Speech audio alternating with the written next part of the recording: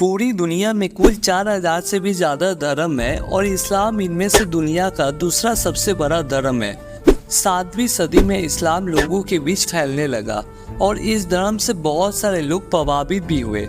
लेकिन इस धर्म को इतना बड़ा करने और इसे एक बेहतर धर्म बनाने का पूरा श्रेय अगर किसी को जाता है तो वो और कोई नहीं बल्कि अल्लाह के प्यारे रसूल सल्लल्लाहु अलैहि वसल्लम को ही जाता है। इन्हीं के बदौलत इस्लाम आज पूरी दुनिया में इतनी बुलंदियों पर है। ये सारी चीज़ें सुनने में जितना आसान लग रहा है ये इतना आसान कभी भी नहीं था। इस्लाम का परचम पूरी दुनिया में फैलाने के लिए रसूल अल्लाह को अपनी ज़िंदगी में बहुत सारी मुसीबतों और चुनौतियों का भी सामना करना पड़ा। तो इस वीडियो में हम ये जानने वाले हैं कि पैगंबर मोहम्मद कौन थे और कैसे उन्होंने इस्लाम को पूरी दुनिया में फैलाया। पैगंबर हजरत मोहम्मद का जन्म अरब देश के मक्का शहर में इस्लामिक महीने रबीउल अव्वल के दौरान 22 अप्रैल 571 ईस्वी में हुआ था। उनके पिता का नाम अब्दुल्ला और माता का नाम आमीना था। उनके जन्म होने के 6 महीने पहले ही उनके पिता अब्दुल्ला का निधन हो गया था और जन्म होने के तुरंत बाद ही पैगंबर मोहम्मद को रेगिस्तान में रहने वाले एक परिवार को सौंप दिया गया था। मक्का शहर का मौसम हद से ज़्यादा गर्म और उष्ण से भरा हुआ रहता था, जबकि दूसरी तरफ रेगिस्तान का मौसम लोगों के रहने के लिए ज़्यादा अनुकूल था। ऐसे में अरब के लोग ये मानते थे कि नए जन्मे बच्चों का मक्का में रहना उनकी सेहत के लिए अच्छा नहीं है और इसीलिए वहाँ नए जन्मे बच्चों को कुछ समय के लिए रेगिस्तानी लोगों को सौंप दिया जाता था। रेगिस्तान में रहने वाले खाना बदोश लोग बदवी कहे जाते थे। पैगंबर मोहम्मद जिस रेगिस्तानी औरत को सौंपे गए थे उनका नाम हलीमा था।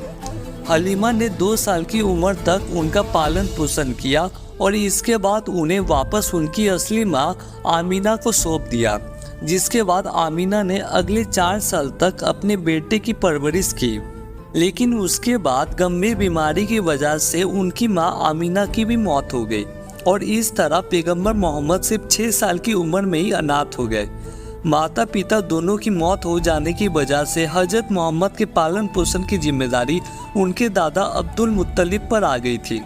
मोहम्मद साहब अपने दादा अब्दुल मुत्तलिब के बेहद ही करीब थे। उन्होंने ही अपने पोते का नाम मोहम्मद रखा था, लेकिन 2 साल के बाद उनका भी देहांत हो गया।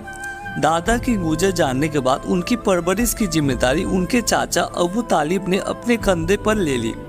पैगंबर मोहम्मद बचपन से ही काफ़ी मेहनती थे, जिसके चलते उन्होंने बहुत कम उम्र में ही अपने चाचा के काम में हाथ बटाना शुरू कर दिया था और सिर्फ 9 साल की उम्र से व्यापार सीखने के लिए वो अपने चाचा के साथ सीरिया व्यापारिक सफ़र पर भी जाने लगे थे।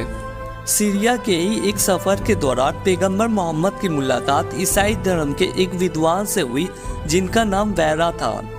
उस विद्वान ने भविष्यवाणी करते हुए उनके चाचा से ये कहा था कि ये लड़का आगे जाकर बहुत महान काम करेगा। जिस समय भविष्यवाणी हुई थी उस समय पैगंबर मोहम्मद की उम्र 12 साल थी। बताया जाता है कि उस जमाने में अरब के लोग अपने मक्कारी और फरेबी के लिए मशहूर हुआ करते थे, लेकिन इसके उलट पैगंबर मोहम्मद शुरुआत से ही बेहद ईमानदार और सच बोलने वाले इंसान थे। सीरिया के लोग उनके स्वभाव को देखकर हैरान रह जाते थे, क्योंकि उस समय अरब में ऐसी किसी इंसान का होना कोई आम बात नहीं थी। उनके स्वभाव के कारण लोगों ने उन्हें अल अमीन और अल सादिक नाम से पुकारना शुरू कर दिया था, जिनका मतलब है भरोसेमंद और सच्चा। मोहम्मद पैगंबर अपने स्वभाव के कारण मक्का में इतने प्रसिद्ध हुए कि एक महिला ने उन्हें शादी करने का प्रस्ताव भी भेज दिया था। इस महिला का नाम हजरत खादीजा था। हजरत खादीजा 40 साल की एक विधवा औरत थी और इस समय पैगंबर मोहम्मद की उम्र 25 साल थी और ये पहली बार था कि उन्हें किसी ने शादी का प्रस्ताव भेजा था। उम्र में इतना फर्क और उस महिला के विधवा होने के बावजूद भी उन्होंने शादी के प्रस्ताव को कबूल कर लिया और इस तरह हजरत खादीजा पैगंबर मोहम्मद की पहली पत्नी बनी। मोहम्मद पैगंबर और खदीजा के कुल 6 बच्चे हुए, जिसमें 4 बेटियां और 2 बेटे थे। उनके दोनों बेटे 3 साल तक जिंदा रह पाए।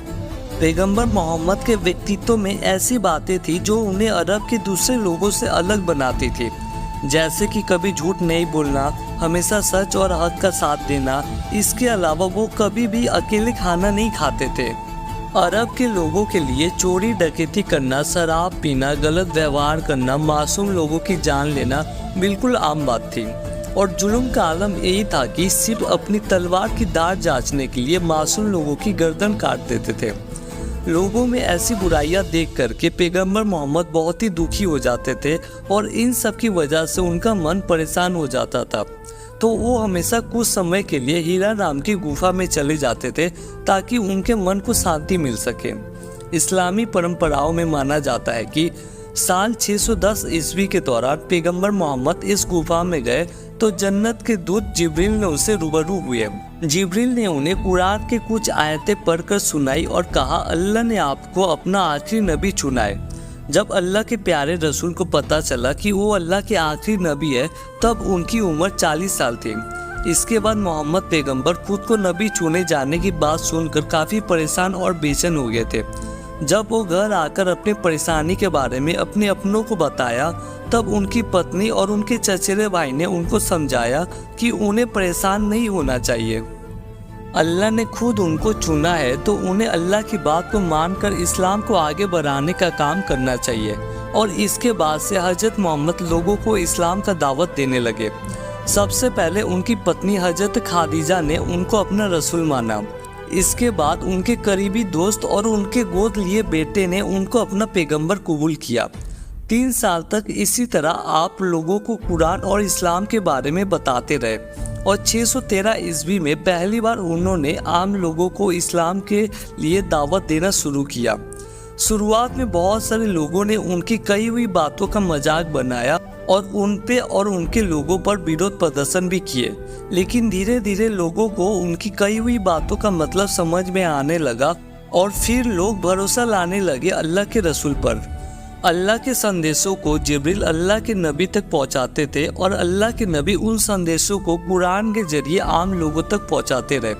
610 ईस्वी से लेकर अगले 23 सालों तक इसी तरह से जिब्रील अल्लाह के संदेशों को अल्लाह के रसूल तक पहुंचाते रहे और इसी तरह लगातार अल्लाह के रसूल भी अल्लाह के उन संदेशों को लोगों को बताते रहे और इसी तरह से दुनिया को सच्चाई का रास्ता दिखाते दिखाते 8 जून 632 ईस्वी को हजरत मोहम्मद ने इस दुनिया से अलविदा कहा। हम इसी तरह की religion and spirituality related informative video बनाते हैं। अगर आपको अपने रिलीजियन के बारे में और अधिक जानना है तो हमारे चैनल को सब्सक्राइब करके बेल आइकन को ऑल पर सेट कर दो